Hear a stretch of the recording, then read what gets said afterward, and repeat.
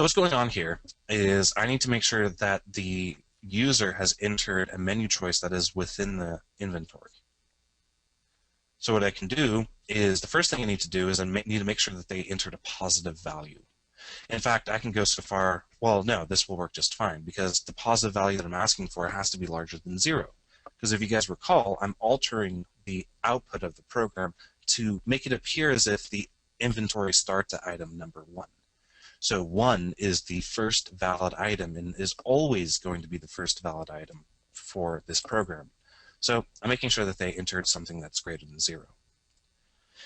Next step, I have to make sure that they've entered something that's within the bounds of the collection. You'll notice that I'm doing a less than or equal to here, not just a less than. And the reason I'm doing that is because menu choice, again, is 1 based. It starts at 1, whereas indexes for a collection start at 0. So the largest menu choice is always going to be the count of the items inside the collection. So if we have 3 items in the collection, then the largest menu choice is always going to be 3. But then when we actually go to retrieve the data out of our inventory, we have to modify our menu choice by subtracting 1 from it.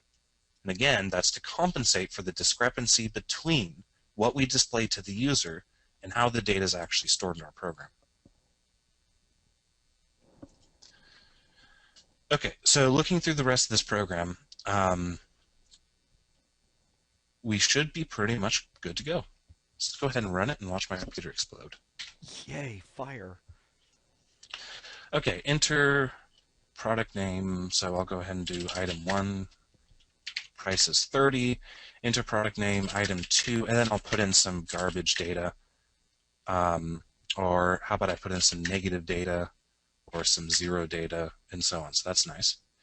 So I'll give this an item price of 43, item 3 has a price of 43, for some reason item 4, 200. Then I'm going to stop this by hitting enter, and now it asks me how much money I have. And I'll go ahead and say, I don't know, 500. So it says you have $500. And I have 4 items. And you'll notice that their names and prices do line up because that's the way I had written this program. So now if I enter item 1, it says I purchased a item 1 for $30, blah, blah, blah, and I can keep on doing this.